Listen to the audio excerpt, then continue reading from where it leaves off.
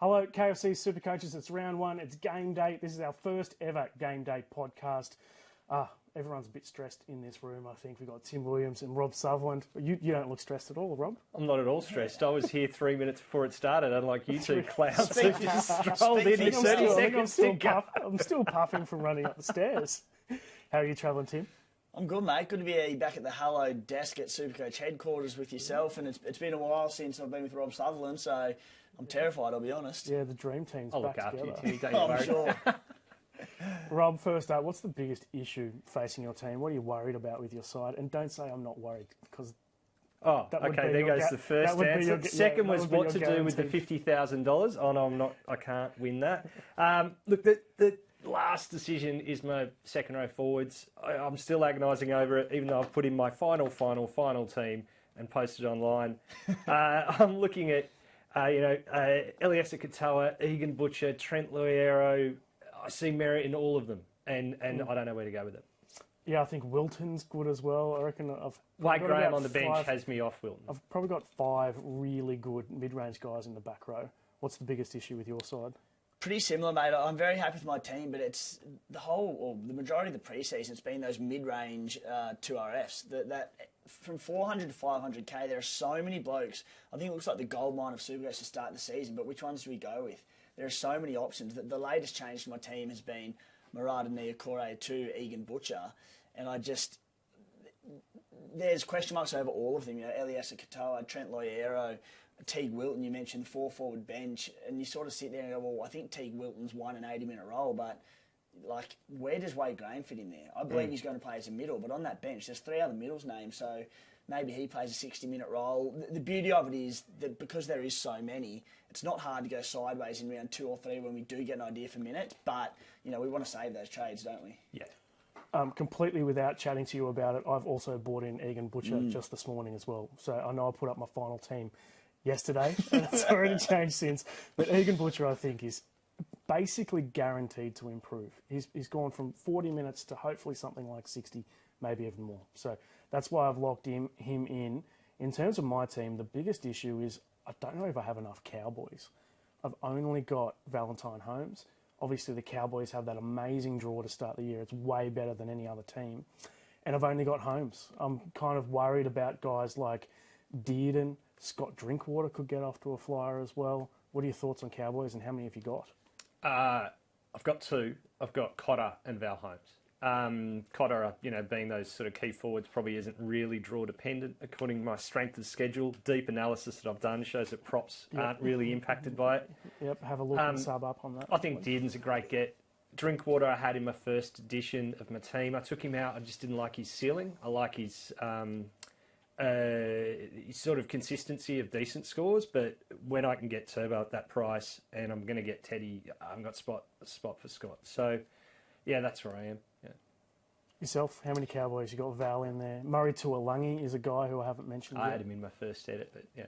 I had a look at Murray Tuolangi, and crunching a few numbers, he's just so try-reliant. He scored, I can't remember how many tries he scored last year, but it was a stack, and he didn't hit 100. I'm like, I just don't... There is upside there, because there'll be games where he could score 3 or 4 tries, but even so, I just don't... I'm not convinced on him. I've got Ruben Cotter in my side. He's been in my side pretty often day dot, and it goes against my sort of belief in SuperCoach and my methods, and that's starting with, essentially top dollar front row forwards. But you look at Cotter's stats, he averaged about 59 minutes per game last season. Now, I don't have them exactly in front of me, but prior to Origin call-up and that, I believe it was a hamstring injury that he had, he was averaging mid-60s. Prior to Origin, had minutes each a bit over Origin, had the hamstring injury, came back and averaged about 50 minutes per game. So I think he's going to come back and play big minutes this season. I think he'll improve on the 59 per game. He scored 1 try last season and had no tries. He had no attacking stats. It was almost all base. Exactly, and that's why I'll pay up for him, because you'll pay up and get that base. You know that's what you're going to get. And that's it. It's where, so 54 base per game last season. And when you're picking front row forwards, you don't count on attacking stats happening. But when you do look at Ruben Cotter, the bloke's a freak. There's going to be more than 1 try and 1 assist this season, so I can only see him improving. Plenty of questions coming through. We are going to pimp your teams.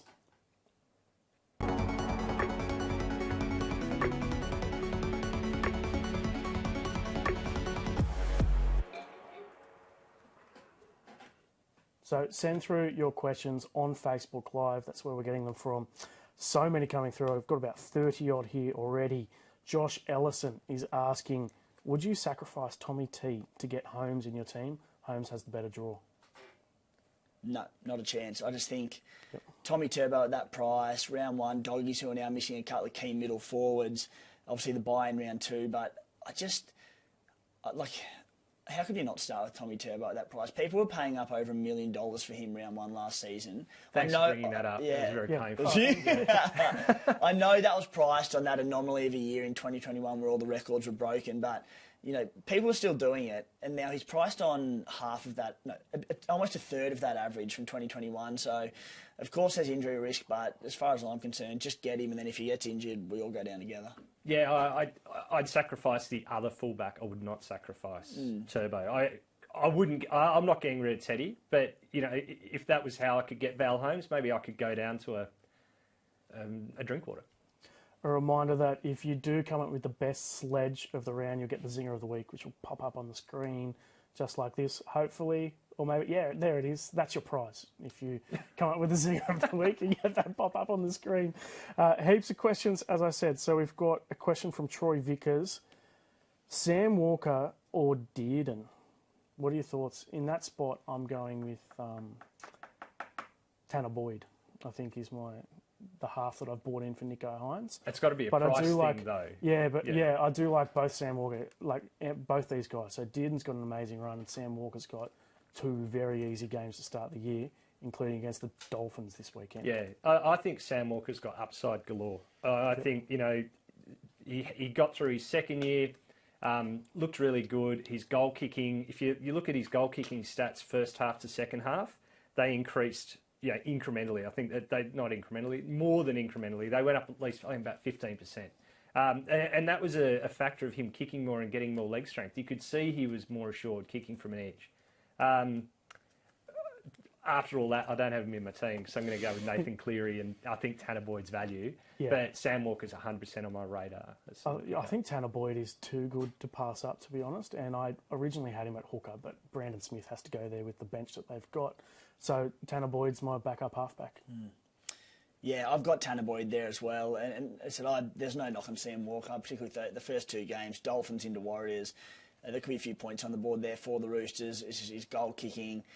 Joey Manu's out round one, so any Tedesco, Sam Walker is just one bloke less to take attacking points away from them. I like Sammy Walker. I've just already got a few Roosters now, especially since I added Egan Butcher into my side with the buy in round 4. So you don't want to overload on them too much. So I just think at the price point for around $250k cheaper, Tanner Boyd's more value. That being said, if you're paying up for Sammy Walker, I think he's a far better play in 17s than Tanner Boyd. Titans' draw is also outstanding. So it is good. I think Tanner averaged about 57 in 8 games at halfback last season. So add that, hopefully a more improved Titans outfit. I like him. Question without notice, if I may, Thomas. Yes. How many from each team are you going to fit into your team? Like, my number is 3. I'm like, I can't go past 3. I don't think you can go over 3, but I have no more than 2 from any one team. That's the most I've got, and it's the Roosters with Teddy and Egan Butcher. Okay. For now.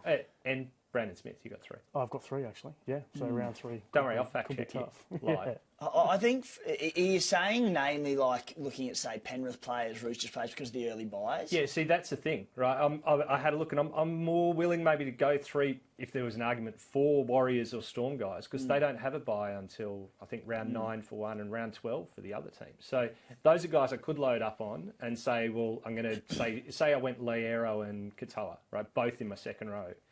And you think, that's a problem. But as I say, they don't have a buy till late. I just cull one of them before I get to that point.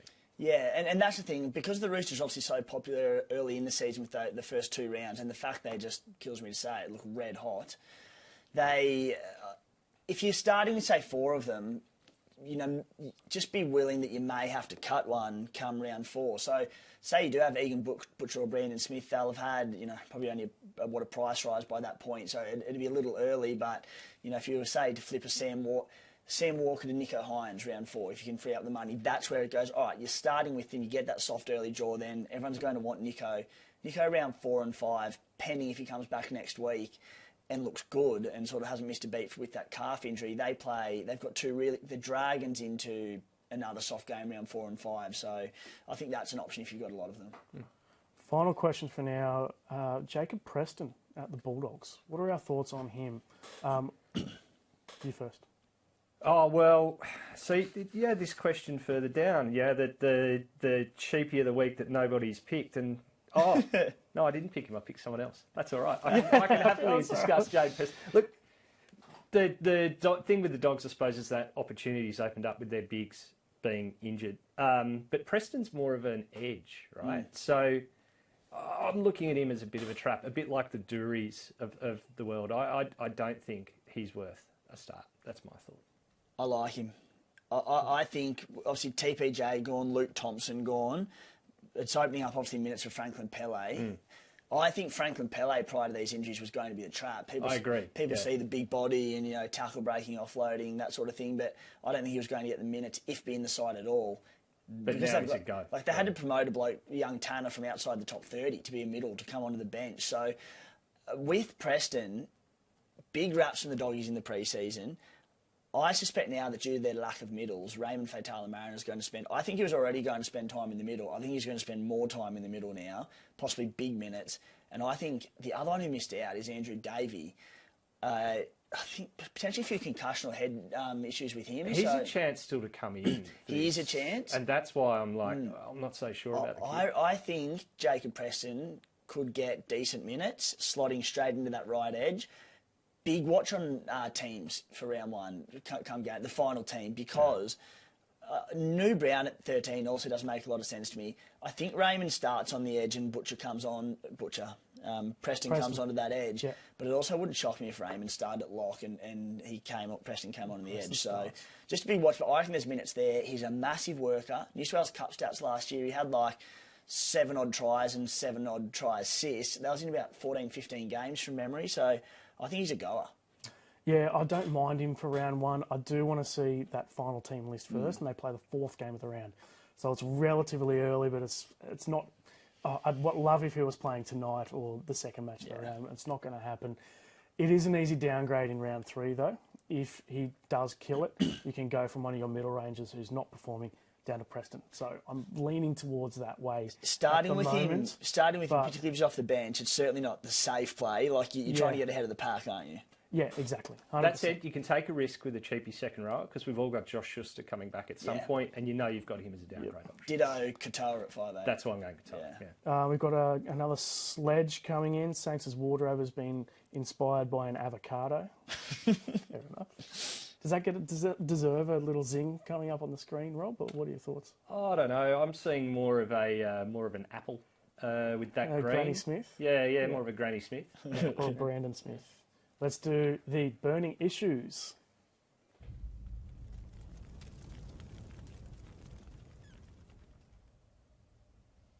These are the burning issues from tonight's game. So Eels v Storm, big blockbuster to start the season.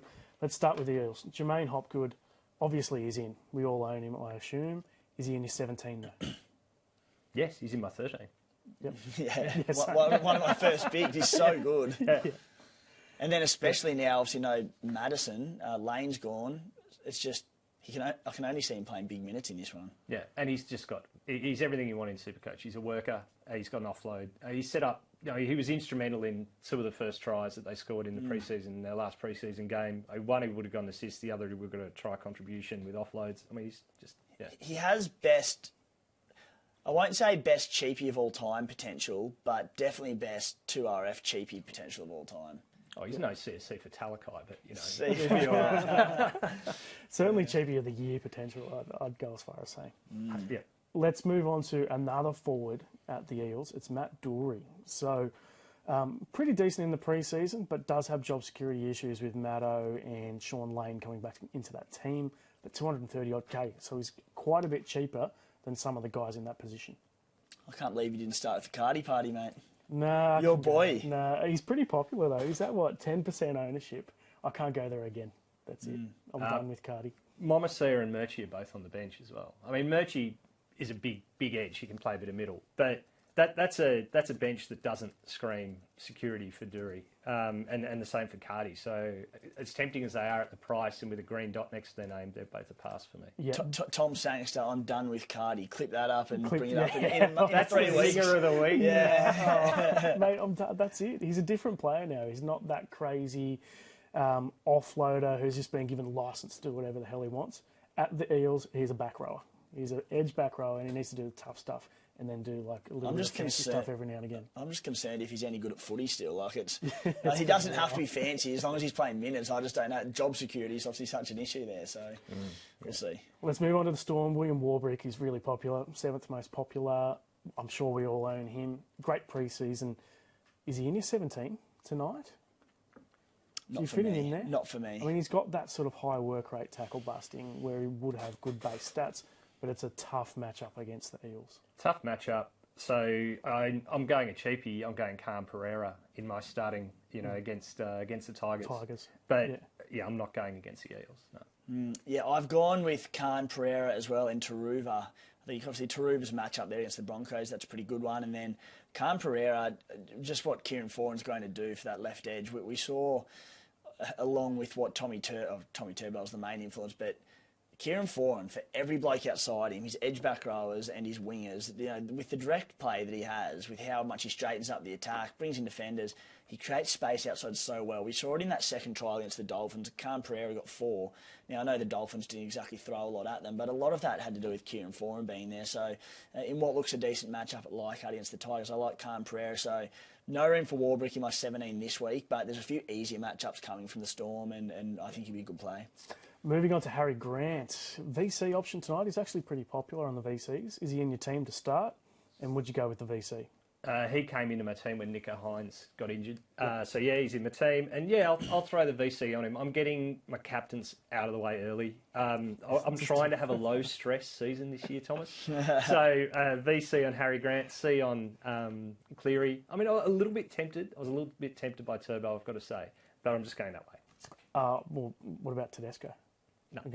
Not against the Dolphins. No, I don't think that's. I don't think that's going to be the bloodbath people are tipping it to be. The Roosters game in good weather. Yeah, the Roosters start slow-ish. In my opinion, they click as the season goes. It tends to be. I think Robbo's just such a genius. I've been at training. He's only been talking to them in French, so the players are really struggling. But as their French improves, I've got to say, Matty Lodge is taking a while. As their French improves, they start to get the feel of how the system's meant to work later in the year. What were we talking about again? Harry Grant. Harry Grant's been in my team from the get-go. Yeah, I think he's the best hooker in SuperCoach. It's another one where it's tough, and I see why people are going away from him because the hooking position, a bit like 2RF, there are so many great options and there's so many great value options with, Sonny Luke, Tanner Boyd there, Cheese, who's in a lot of sides. But Harry Grant, he's so good, and essentially lock him in until at least Origin, if not longer. And I'm happy. I think last season he banged out. He was averaging close to 100 over the first 7 to 8 rounds. Then the Origin period came around. He started playing halfback. Yeah, it was a little bit. Yeah, they were just filling him in everywhere. He averaged 50 odd around that Origin period, and then the back end of the year when he got back to full minutes, he was averaging 90 odd again. It's like he's just so good. Plenty of questions or comments coming in about the Cardi party. Harrison's saying, got to get Cardi now that Sangster's done with him. He will score big now. We're going to get on to Christian Welsh. He's in my team. I think the offload's back from that pretty serious Achilles injury. There are not that many forwards left at the Storm, and he is basically the number one guy there. So I think his minutes improve. The offload's back. I think he should improve by about 10 points per game. Yeah, I mean, he's priced at 44.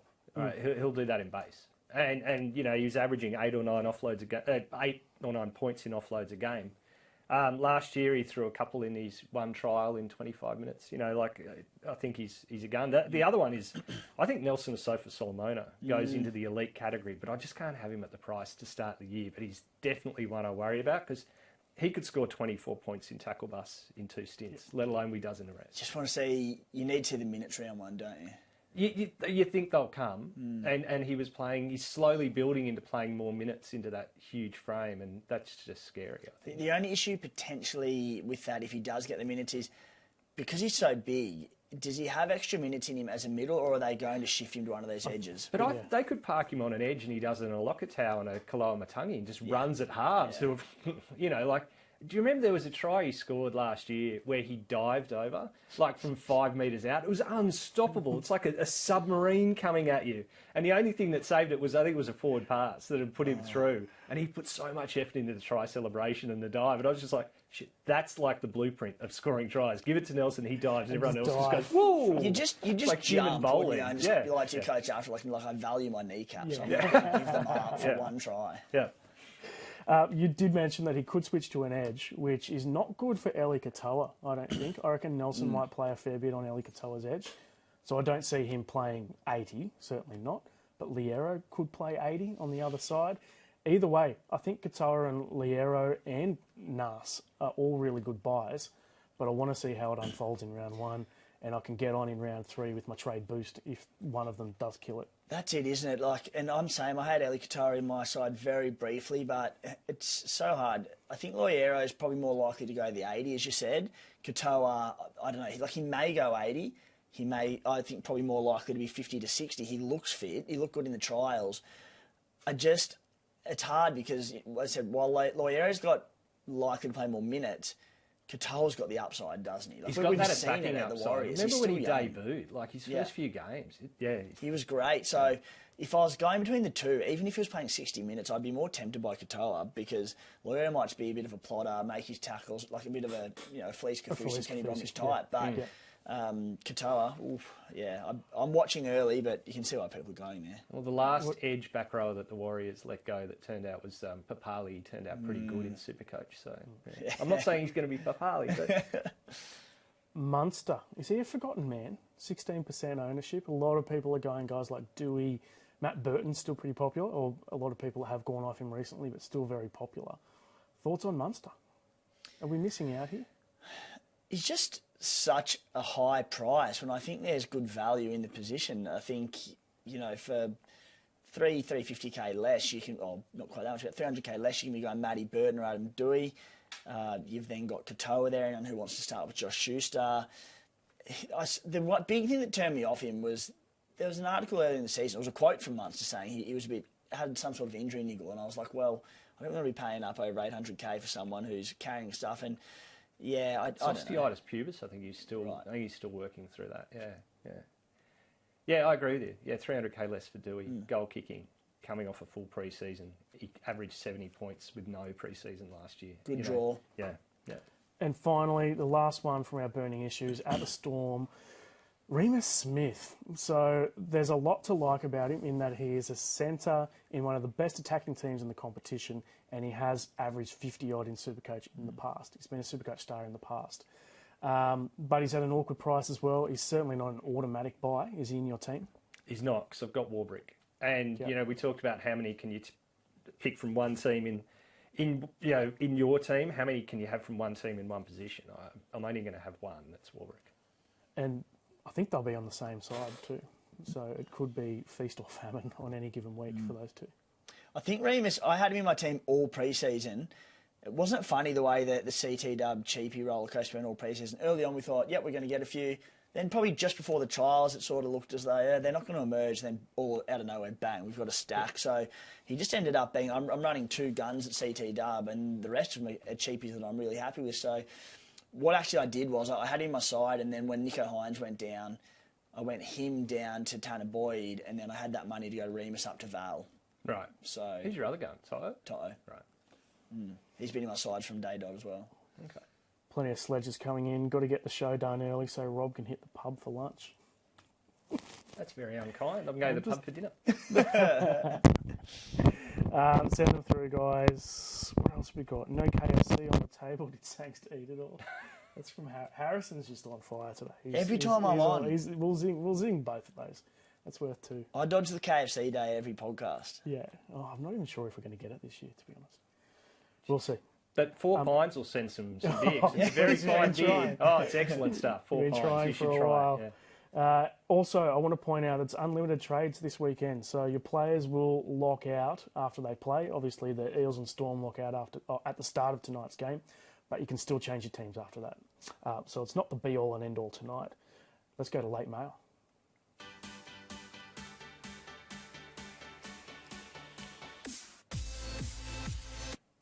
Timmy Williams, you're our late mail man, and I'm just going to throw to you on this one. Tell us. Did you haven't filed anything? What do you Do you want to know why I haven't filed? Because I'm in here at 11 a.m. on a Thursday night. I haven't had time. It's coming. It'll be coming straight after this. So a few spots that I do have sort of so far, and they're all SuperCoach relevant, obviously, because that's what we care about. Asked a few questions around Zach Hosking because of Luke Garner. So the big one there was on TLT. We know Luke Garner owners were stoked to see him named and Hosking out of the side. So he's been named at 18th man, and my mail has that Hosking, initially I was like, surely he comes onto this bench probably for Jamin Salmon. I think Hosking's going to stay at 18th man, which, again, big monitor on final team list, because if Hosking does come onto the bench, then, you know, it could impact Luke Garner. But as it stands, I've got him staying at 18th man, so that's a big one. It's obviously come out quite recently, but Bailey Simonson in on the wing for the Parramatta Eel. Out, Isaac Lumi. He comes in on the wing. So, again, not a massive SuperCoach relevance right there, but... The Garner one is, though. The Garner one's big. Yeah, I know that the mastermind who revealed his team this morning has brought Garner back into that team, because it looks like he will play 80. He's got that Viliami Kikau role on the left there. He was really popular at the start of the pre-season, but then a lot of people went off. Didn't kill it in the trials. It looks like it might be a little bit clunky. It was worse than he didn't kill it. Like against St Helens, it was pretty average. Yeah, like I mean, it was torrential. It was a monsoon in that game. Like the whole game was pretty average. Come on, mate, it's football. Like, they're not playing cricket. Like, you've got to be able to play in the rain. Even if it's wet, you can still hit it up more than 3 or 4 times. So is Garner a no-go or a go for you? After that, he'll probably come into my team, you know. If he's playing 80, you'd have to think that he's a pretty decent purchase. Thoughts? But having said that, he's not in my team. I've gone with Egan Butcher instead. I've got him due to the team as it stands. Again, another bloke who's been in my team all pre-season. The World Club Challenge put a few concerns. As I said, because there are so many good mid-range buys, I'm not sold on it. But if the team stays the same, then... Like, Luke Garner was so good at the Tigers. I know he was more of a focal point of their attack than he will be at Penrith, but, you know, he scored so well in season. I think he averaged around 62 years in a row for the Tigers. I think if he plays 80 at the Panthers, he should only improve. Yeah, just that pre-season does worry me. Send your questions through, guys. We'll get to it in a sec, but any more late mail? Just around the Parramatta Eels again, and I think in terms of SuperCoach relevance, it's Josh Hodgson coming back from an ACL injury. There's been no sort of bench utility, especially in the form of a hooker named in that side. So unless they've got plans that we don't know about, I wouldn't be surprised to see Mitch Rain in particular come onto that bench, like maybe Jacob Arthur. But if Mitch Rain comes onto the bench, we could see, I think probably Momasia will be the one to drop out of that team.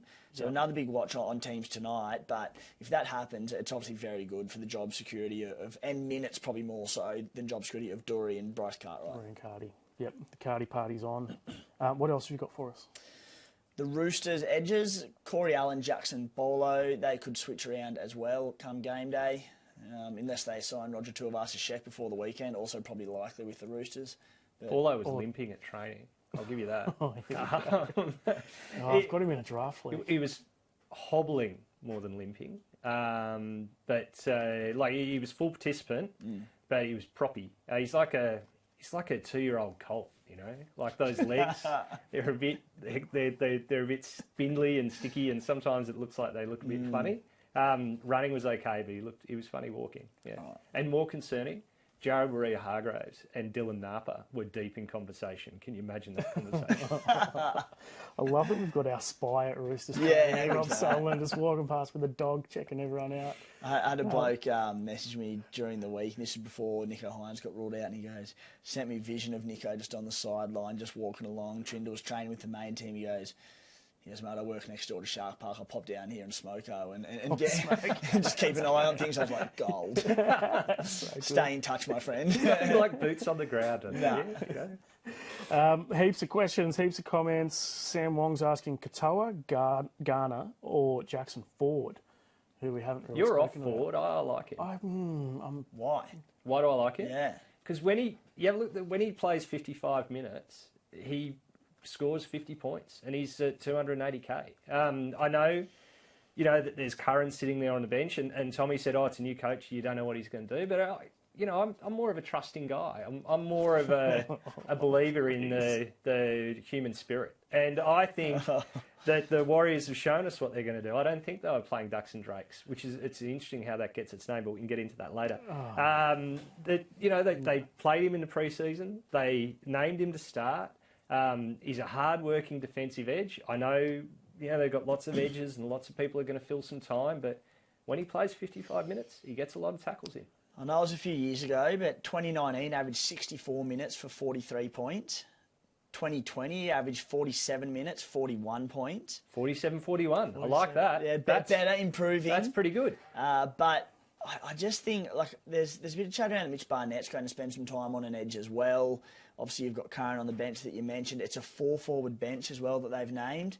So Dylan Walker's going to come on. He'll play decent minutes at lock. So I just don't know if the minutes are going to be. How many minutes would you need, locked in, to buy him? 50. 50? You think he's going to do enough in 50 minutes? Yeah. All right. He's 280k. But he's going in and out of my team at the moment, him and Preston. Hopefully we get some mail on whether, if Preston starts, you have to get him at bottom dollar, but we'll wait and see if that actually happens. Jackson Ford, the thing is that if he doesn't go well in the opening rounds, you can easily either upgrade for not too much or downgrade him to someone like Preston. So I might just go with him because the money's there and it makes it an easier change later on. Do you have Loiero or? I do now, but you see that's the thing. If I start with a guy who's 230 and Ford goes well, I've got to find 50k to get to him. Right? If I start with Ford at 280 and he doesn't go well, I can go down to 230, no dramas. That's why I'm going to. Yeah. That, as we said before, that's the beauty of 2RF, isn't it? There's options everywhere if blokes fail, and they will. I mean, Kepi could hit it out of the park at 278. I have a funny feeling he might. I don't have him either, and he's the one. I've got Mo Ali there at the moment. I was like, if Kepi proves me wrong and his PPM increases on previous years, then sweet, Mo Ali or whatever, straight to him. And but you got to find 50k. I've got 118k in the bank, mate, so I'm good. Oh, did you get Tommy's little the QR code? Why do you think I'm here? Exactly. The same jokes get brought up year after year, and they're good every time. That's the because there's a little kernel of truth there, isn't there? The Ducks and Drakes joke got brought up. Me having an extra salary cap got brought up. It's basically rinse and repeat from last year. Oh, we haven't even got to the unicorn points where you call up Fox Studios, mid-game. Fox Studios. Yeah, you're like the Kerry Packer of SuperCoach. This is one of my favourite parts of the show. Guilty pleasures.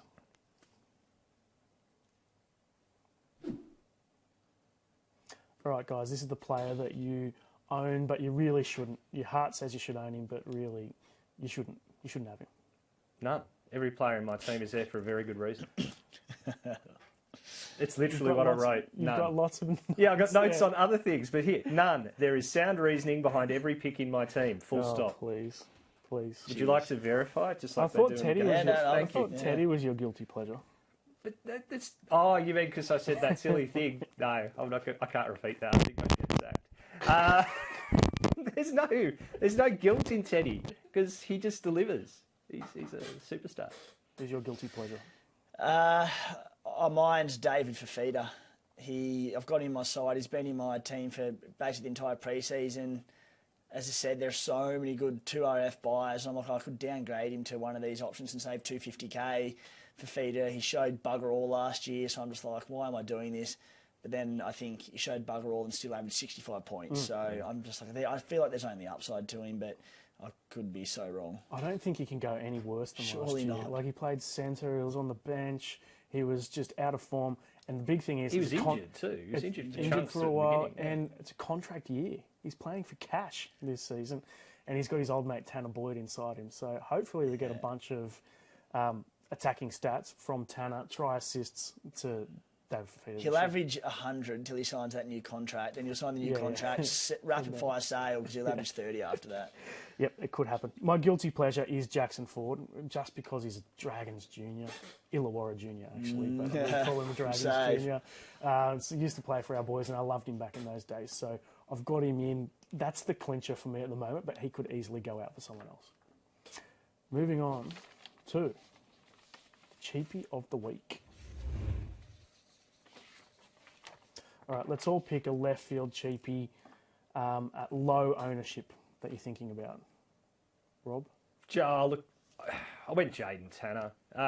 All the other cheapies make sense. Jaden Tanner doesn't make tremendous sense. But, comes through the Penrith system. I think he was at Cronulla before that.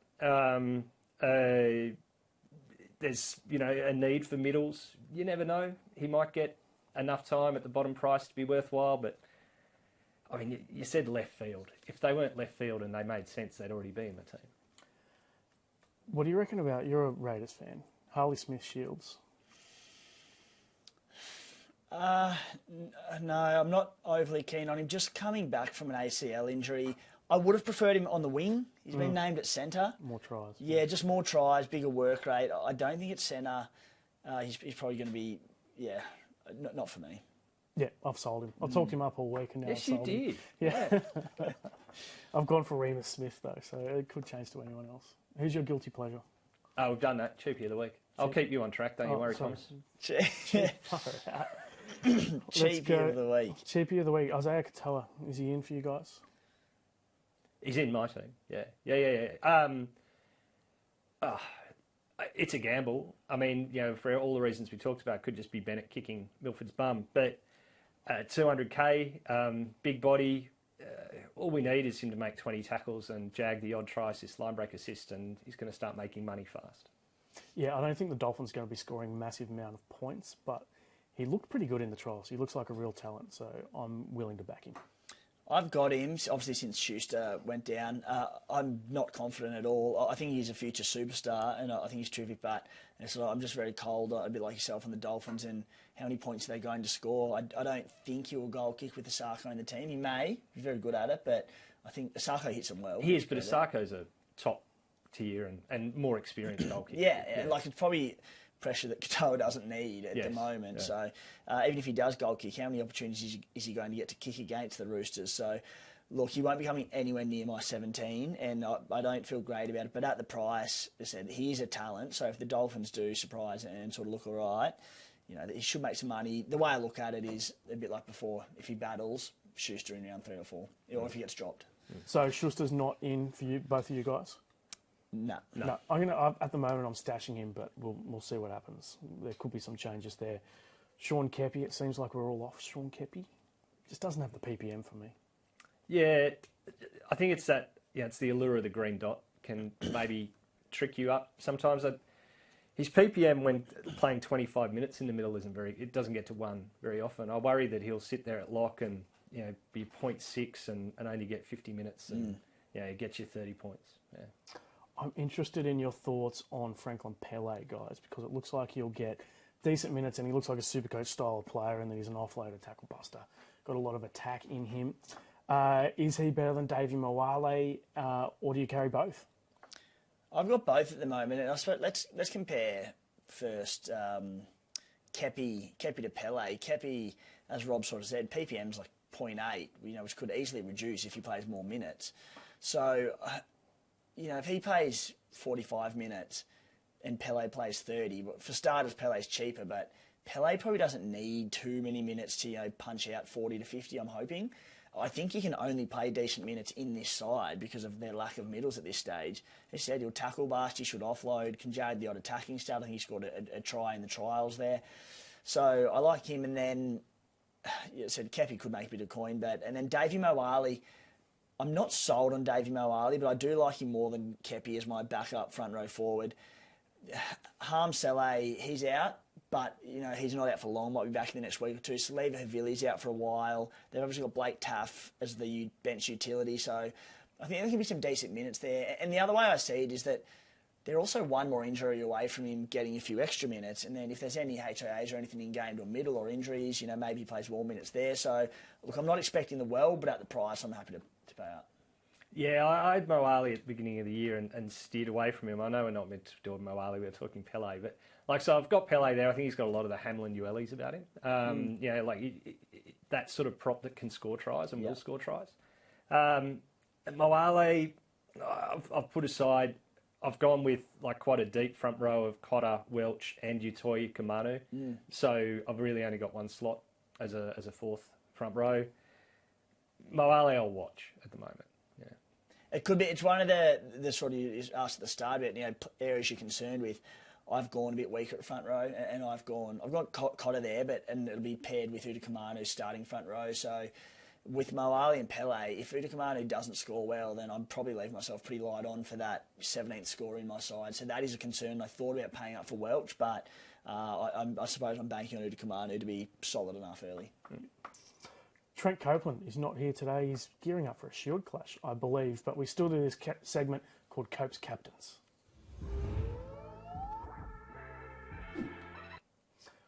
Who is your VCNC this week? Quick roll call on the stats. Cleary's at 35%, so very popular as the captain. Teddy at 18%, and then you get down to 5% from there. So pretty minor from there on. It seems to be a 50-50 call from the masses between Cleary and Teddy. What are you doing? Firstly, why am I in the middle of this panel? Why aren't you, mate? What's happening? I don't know. This is just how it got set up. Just more comfortable? I don't know. It came in literally with 45 seconds to go before the thing started and the computer was here, so I sat down. That's how. I honestly thought people were going to flock to Teddy as captain, and yourself especially as a Roosters fan. As I said, you're probably a bit more bullish about the Dolphins putting up a bit more resilience than I am, but Teddy's Sunday afternoon Suncorp Stadium against a completely new Dolphins side, Roosters stacked. As you said, I know they traditionally start slow, but they're also playing the Dolphins, who will battle, I think. Teddy captain for me, Cleary vice captain, easy done. And then obviously, regarding VC, I think everyone, barring anyone who owns any Dragons or Schuster, probably won't have that VC loop. So if Cleary comes out and scores 180, 200, probably go Katoa to Schuster for the loop. Yeah, fair point. I think we spend a lot of time talking about VC loops and we never pull the bloody thing anyway. So yeah, I'm not that worried about it. But I mean, Grant there because I think he's a safe VC, and Cleary. Yeah, look, I'm happy no matter what Teddy does, right? So if Teddy scores, I'm going to be happy. Yep. If Teddy doesn't score, great. I'm still going to love Teddy. It doesn't matter, and I'll be happy because you won't get double, of a great score. So the great trade-off of SuperCoach. Yeah, yeah. Heaps of questions coming in, so to the end of the show, we'll take about 3 or 4 more of them. A lot of questions about Pasami Saulo. You're a Raiders fan. You got some mail on him. He's a trap. Well, Josh Papali'i's back, I believe, next week or the week after. So I think he's only really big pre-season. But what Corey Horsburgh did last season, he came off the bench and played sort of 55 straight. So he may even start come game day. Even Corey Hawera-Naira, he's named at lock. I think he could easily come off the bench as well. So I wouldn't be surprised to see a few changes there. And Saulo, I think absolutely a trap. Yep, I think it's a trap too. There's some questions coming in for you, Rob. Thoughts on Jamin Jolliffe?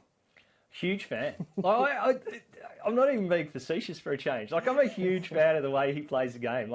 The Titans have all this flash down the edges in Fafita. And Firma was pretty good too. But Jolliffe just comes in and just, bit between his teeth and just charges up the middle and makes meters. And he's not flashy, he's not attractive, but to look at all. He's not a particularly pretty man. But he's very good at rugby league as a front row forward. I stand by it. Origin Smokey. Ooh, Origin Smokey. What is he? Queenslander? New South Wales. Mate, I'm just Smokey. I mean, if I don't know that I've got twice as much chance, right? The other one, Tommy, is Max King, the hero of last season. Max King, we speak about Pele and a few other doggies forwards with the lack of middles. Maxi King could play big minutes. He's an offloader, massive work rate. Not one I'll be starting with, but he's one who could be a big improver this season. What about, who was the bloke who left your guys and went over there? Ryan Sutton. Ryan Sutton. What do you think of him? He's a funny price, but he is dual and You're starting at lock, isn't he? Yeah. Yeah, I mean, he should definitely get decent minutes. You assume he's going to get all the minutes he can handle, but he hasn't got a lot of flash to his game, does he? He just makes a lot of tackles. Yeah, so he averaged 42 minutes a game last season, 42. He's the definition of a toiler, Ryan Sutton, a good old-fashioned tough English toiler. The last 3 seasons, he's averaged pretty well bang on a point per minute with fluctuating minutes. If he plays 80 minutes, he'll average 80. If he plays 50 minutes, he'll average 50. So, yeah, off a 42-point average, if he plays 50 to 55, there's improvement in him. There's just no upside to him. Yeah. Final question, guys. Scott Drinkwater over Teddy with their draw, surely, with a question mark. That's from Zach. Very so smart saying person. Surely, but then putting the question mark as well. But a very smart person we both know, in fact, that we all know is doing that, and that's Mark Gately. He has gone Drinkwater over Teddy. He's done it with tremendous certainty and confidence, like Gates always does everything. He's completely unsure, so he'll love that I'm dropping him in this. He's doing it, and Gates knows the game pretty well. I'm going to bank on other Cowboys. Given that Teddy's got the Dolphins in round 1, I'll take Holmes ahead of him. I'll probably take Dearden ahead of him, to be honest. I'll probably take Tuolungi ahead of him as well. If you had that dual 5'8" of last year, Tom, you're sweet to pull a few strings. We can still make it happen. Rob's stuffed the positions up this year. I'd pay up for Drinky if he had his 5'8", but at fullback, I'm just Teddy Turbo all day. Yep, absolutely. Well, that is it for our first ever Game Day podcast. Big thanks to Tim Williams and Rob Sutherland as well. Good luck on the weekend. Hopefully it's not too stressful getting your team together ahead of round 1.